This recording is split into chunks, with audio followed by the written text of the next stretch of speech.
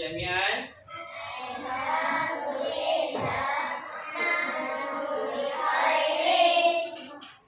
Okey, baik.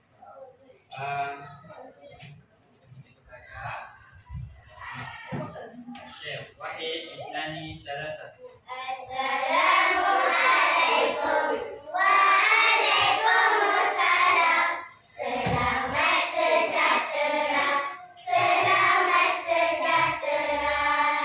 Masaan khair. Masaan nur. Selamat petang. Selamat petang. Salam. Kaifa haluka? Kaifa haluka? Awak apa khabar? Kaifa haluki? Awak apa khabar?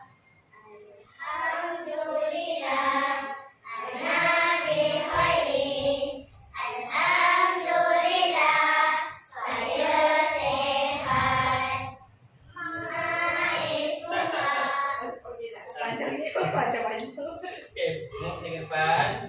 Iblis. Syukran jazilan ya mu'alim habib.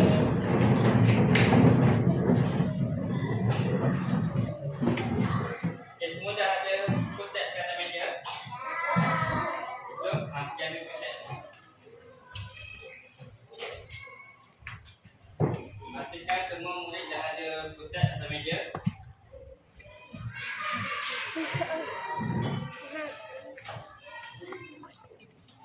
Okey, kotak boleh buka muka surat.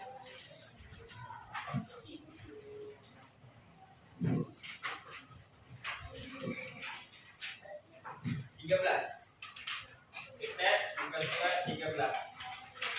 Okey, baik. Okey, hari ni petang ni Mak Alin nak tunjuk 5 jenis gambar. Kemudian saya nak awak teka dalam bahasa Melayu dulu, boleh? Faham tak?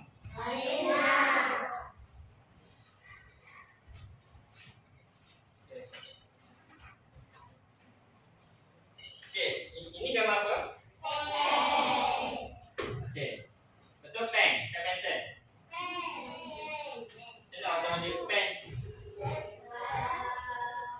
Betul pen Okey, kemudian ni gambar apa? Buku. Kartu nota. Buku Okey, baik. Ni gambar apa? Meja. Kemudian ni kursi. Ini gambar apa? Pintu. Okey, berdasarkan 5 gambar yang Malik tunjuk tadi, awak rasa cuba teka apa yang kita nak belajar sebenarnya pada hari ini? Siapa tahu? Siapa tahu kita nak belajar apa? Melibatkan 5 jenis gambar ni. Asal rumah ke? Asal sekolah ke? Cuba. Siapa tahu? Peralatan kelas. Bagus ya. Betul ke tak? Ada lagi jawapan lain? Jawapan yang sama macam yang juga? Okey, kita tengok betul ke tak? Kan peralatan dalam sekolah ke? Dalam rumah ke? Assalamualaikum. Okey. Kita balik. Okey, peralatan di dalam ke? Okey, tajuk kita pada hari ini adalah peralatan di dalam kelas. Okey, peralatan dalam kelas dalam bahasa Arab iaitu ada waktu